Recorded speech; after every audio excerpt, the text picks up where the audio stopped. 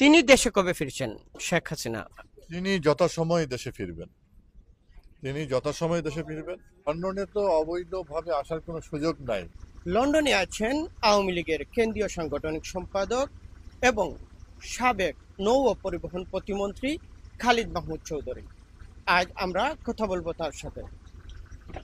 কেমন আছেন আপনি? আছি, ভালো আছি। না, লন্ডন তো আমার কাজের জায়গা না। আর লন্ডনে আমি কেন এসেছি এটা আপনি সহ সমগ্র দেশবাসী জানে। বাংলাদেশকে যারা জানে, বাংলাদেশকে যারা চিনে, বাংলাদেশে যারা খোঁজ খবর রাখে, সকলেই জানে যে আমাদের মতো মানুষ এই বিদেশ ভূমিতে এইভাবে কেন আমরা আছি। জীবনের নিরাপত্তার কথা চিন্তা করে এবং বাংলাদেশের মুক্তিযুদ্ধ, বঙ্গবন্ধু আর অসাম্প্রদায়িক যে রাজনীতি, যে বাংলাদেশ, সেই কথা চিন্তা করে আমাদেরকে কিছুটা দূরে থাকতে হচ্ছে এখন। আপনি যুক্তরাজ্যে কিভাবে প্রবেশ করেছেন সেটা কি বলবেন? লন্ডনে তো অবৈধভাবে আসার কোনো সুযোগ নাই। লন্ডনে আমি বৈধ পন্থায় ভিসা নিয়ে আমি এখানে এসেছি। আমাদের নেতা কর্মীদের আমার যোগাযোগ রাখার চেষ্টা করছি। যারা বাংলাদেশে আছে তারা খুব কঠিন প্রতিকূল পরিস্থিতির মধ্য দিয়ে সেখানে বেঁচে আছে। অনেকেই তো অনেককে তো মেরে ফেলা হয়েছে, শত শত আমাদের নেতা কর্মী মেরে ফেলা হয়েছে। ইভেন কি জেলখানার মধ্যেও মেরে ফেলা হচ্ছে, জেলখানার মধ্যেও মব করা হচ্ছে। গত কয়েকদিন আগে আপনি দেখলেন যে আমাদের আইন মন্ত্রী আনিসুল হক, তাকে পুলিশ পহরারত অবস্থায় তার উপরে কিভাবে আক্রমণ করা হয়েছে। হ্যান্ডকাপ বাঁধা একজন মন্ত্রী, তার হাত পিছন দিকে বাঁধা, পুলিশ দ্বারা কর্ডন করা। এই অবস্থায়, এই অসহায় অবস্থার মধ্যে তার উপর আক্রমণ করলো। তারপরেও সরকারের পক্ষ থেকে তার উপরে দোষ চাপানোর চেষ্টা করে। আচ্ছা, আপনার কাছ থেকে একটা জিনিস জানতে চাচ্ছিলাম। দলীয় প্রধান, সাবেক প্রধানমন্ত্রী শেখ হাসিনা সহ আপনাদের যে অসংখ্য নেতাকর্মীর বিরুদ্ধে মামলা হয়েছে, এটা তো ভুয়া, গায়েবী মামলা। বাদী জানেন না আমি কার বিরুদ্ধে মামলা করেছি। বাদী আসামিদেরকে চিনে না। মসজিদের ইমাম, তাকে হত্যা মামলা দেওয়া হয়েছে। একজন অভিনেতা, তাকে হত্যা মামলা, সাহিত্যিক, তাকে হত্যা মামলা দেওয়া হয়েছে। একজন সাংবাদিক, তাকে হত্যা মামলা দেওয়া হয়েছে। একজন গৃহিণী, তাকে হত্যা মামলা দেওয়া হয়েছে। এই যে প্রতিপক্ষ রাজনৈতিক দল যেগুলো আছে, তো তারা কিন্তু আপনাদেরকে আবার একটা ব্লেম দিচ্ছে, এরকম ঘটনা নাকি আপনাদের কর্মফল।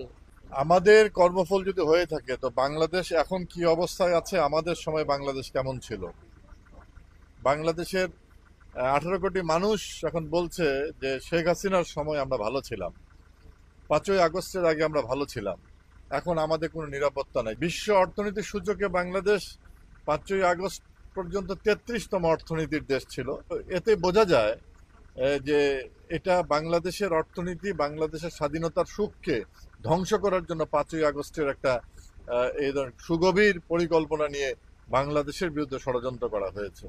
আপনাদের যেসব নেতাকর্মীরা এখন পর্যন্ত কারাগারে ঢুকেছেন বা আছেন, তাদের তো অনেকের মামলা ফেস করা হচ্ছে না। আপনারা দলীয়ভাবে কেন সেগুলোর উদ্যোগ গ্রহণ করছেন না? না, এখানে তো আমাদের দলীয়ভাবে দলের কর্মকাণ্ডই তো চালাতে দিচ্ছে না।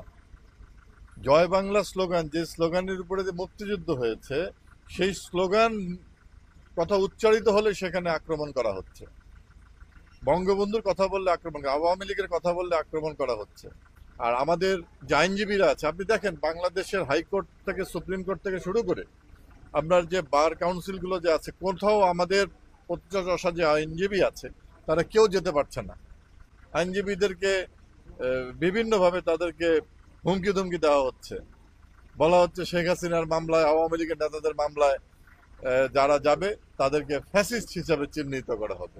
আওয়ামী লীগের লাখ লাখ নেতাকর্মী থাকতে আপনারা না হয় প্রাণ বাঁচাতে বিদেশে আছেন, সেই সব নেতাকর্মীরা কেন এই সব যেসব অভিযোগ আপনি আনলেন প্রতিবাদ করছে না? না, প্রতিবাদ হচ্ছে, প্রতিনিয়ত প্রতিবাদ হচ্ছে, প্রতিনিয়ত মিছিল হচ্ছে, সংগ্রাম হচ্ছে, সামাজিক যোগাযোগ মাধ্যমে কথা হচ্ছে, আমরা কথা বলছি, দেশের মানুষ কথা বলছে। যখন ধানমন্ডি 32 পুড়িয়ে দেওয়া হলো, তখন কেন আপনারা নীরব ছিলেন শীর্ষ নেতারা? দেখেন ওখানে কি হয়েছে, শীর্ষ নেতাদের কথা বলছেন কেন? সেখানে তো সেনাবাহিনী পাঠানো হয়েছিল। আপনি টেলিভিশনের চিত্র দেখেছেন, সেনাবাহিনী পর্যন্ত ওইখান থেকে ফিরে এসেছে। তো যেখানে আইন শৃঙ্খলা রক্ষাকারী বাহিনী একটা রাজধানী শহরের একটা ঐতিহাসিক একটা স্থাপনা, যার নামের সঙ্গে বাংলাদেশ নাম জড়িত, যেই সংখ্যাটির সঙ্গে বাংলাদেশের স্বাধীনতা জড়িত, সেটা তো তারা পারেনি।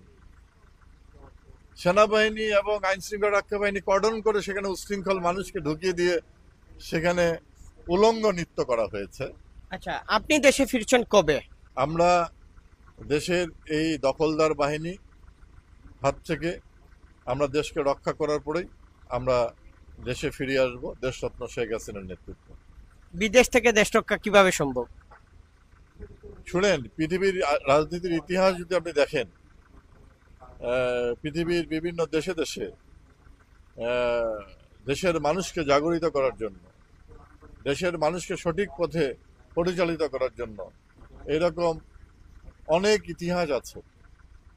হ্যাঁ, সেই ইতিহাসের পুনরাবৃত্তি বাংলাদেশে হতে যাচ্ছে খুবই অল্প সময়ের মধ্যে। দলীয় প্রধান এবং সাবেক প্রধানমন্ত্রী শেখ হাসিনার পক্ষ থেকে কি কোনো ইনস্ট্রাকশন আছে? দেখেন, মাননীয় প্রধানমন্ত্রী 18 কোটি মানুষের সঙ্গে প্রতিনিয়ত কথা বলছেন, তিনি যোগাযোগ রাখছেন, এবং তিনি প্রতিনিয়ত নির্দেশনা দিচ্ছেন, এবং ইতিমধ্যেই বাংলাদেশের মানুষ এই ষড়যন্ত্রের যে জাল থেকে বনা হয়েছে, কারা কারা এটার মাস্টার মাইন্ড, যদিও দখলদার ইউনূস একজনকে পরিচয় করে দিয়েছেন, কিন্তু মূল মাস্টার মাইন্ড তিনি, এটা বাংলাদেশের মানুষ বুঝতে পেরেছে। তিনি দেশে কবে ফিরছেন শেখ হাসিনা?